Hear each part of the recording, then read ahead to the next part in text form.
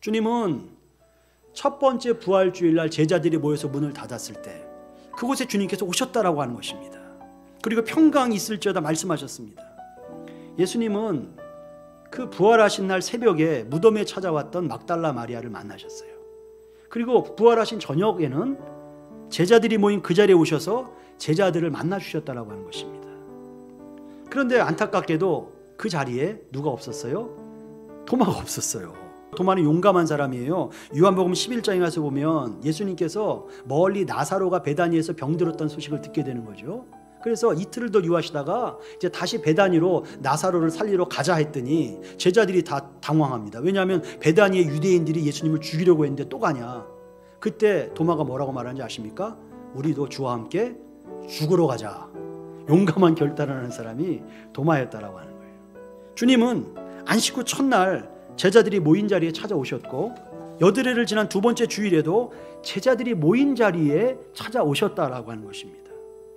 여러분, 주님은 주의 날을 기억하고 주님을 기억하고 주의 이름으로 모인 자리에 찾아오셔서 우리를 만나주시고 우리에게 평강과 사명과 성령의 권세와 믿음과 확신을 주시는 분이시다라는 것을, 그것을 기뻐하시는 분이시다라는 것을 우리가 알 수 있다라고 하는 것입니다. 예수님께서 보지 못하고 믿는 자들은 복되다라고 말씀하셨죠. 여러분, 그 의미, 보지 못하고 믿는다라는 것은 맹목적으로 믿는 것을 의미하는 게 아니죠.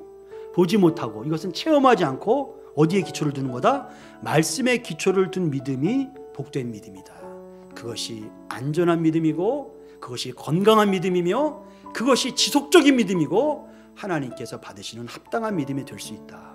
여러분, 그렇게 우리가 해석할 수 있지 않겠습니까? 신앙생활 하시다 보면 그런 분들이 있어요. 왜 나에게 믿음이 생기지 않지? 나는 왜 믿음이 없지? 왜 나에게 믿음이, 그렇게 생각하시는 분들이 있어요. 여러분, 성경은 분명히 말씀하십니다. 그 이유가 있다. 믿음에는 원인이 있다. 로마서 10장 17절 말씀에 그러므로 믿음은 어디서 나옵니까? 들음에서 나는 거예요. 들음은 뭐예요? 그리스도의 말씀이다라고 하는 것입니다. 나에게 믿음이 없다 생각하시는 분들은 어디 앞에 서야 됩니까? 하나님의 말씀 앞에 서야 한다라고 하는 것입니다. 말씀을 듣고 말씀을 보고 말씀을 묵상하고 말씀을 순종할 때 우리 마음 가운데 뭐가 생깁니까? 믿음이 생긴다라고 하는 것입니다. 믿음이라는 것은 성령의 특별한 역사입니다. 역사의 은혜예요. 선물이에요. 그래서 성령 하나님은 무엇을 통해서 역사하시느냐? 말씀을 통해서 역사하신다라고 하는 것입니다. 이거 아셔야 됩니다. 개인적으로는 말씀을 묵상해야 하고 소그룹으로는 말씀을 나눠야 하며 전체적으로는 주일 예배를 기억하고 하나님 앞에 예배하며 말씀을 들어야 한다라고 하는 것입니다. 예수님이 십자가 위에서 못 박히시고 창에 찔리셔서 죽으셨어요. 그런데 그 죽으신 몸 그대로 3일 만에 부활하셨어요. 그래서 그 흔적, 죽음의 흔적이 그대로 남아있지만 부활하셨어요. 도마에게 이 죽음의 흔적을 만져봐라. 그리고 나는 이렇게 죽은 것처럼 3일 만에 부활했다. 그리고 넌 믿는 자가 되라 그러는 거예요. 어떤 주님이에요? 그렇죠. 부활하신 주님을 믿어라. 그 말씀을 하고 있는 것입니다.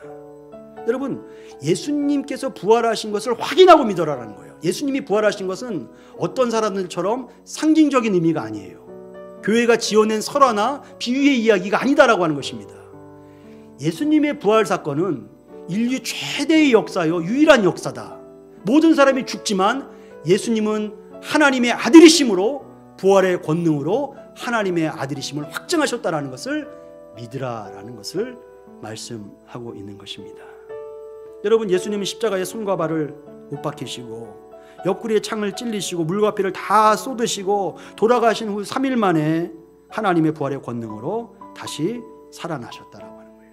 이 부활은 역사적 사실이고 예수님은 육체적으로 분명히 부활하셨다라는 것을 우리에게 말씀하시는 거예요. 육체적으로 부활하셨다는 건 무슨 의미가 있을까요? 십자가에 우리 죄를 위해서 돌아가시고 다시 부활하셔서 살아계셔서 우리와 함께 하시고 예배를 받으시는 살아계신 하나님의 아들이시다라는 것을 말씀하고 있어요. 이제 부활하신 주님, 살아계신 그 주님을 믿는 이 믿음으로 살아가실 때 우리 자신이, 가정이, 자녀들이, 일터가, 이 지역이, 나라가 이와 같이 놀라운 생명의 빛으로 부활의 영광으로 변화되는 역사가 나타나게 될 줄로 믿습니다. 이제 이후로 한 주간 남은 한 해도 이 부활의 주님을 의지하여서 살아계신 하나님을 믿음 가운데 체험하시는 복된 믿음의 성도들 다 될 수 있기를 예수님 이름으로 축원합니다.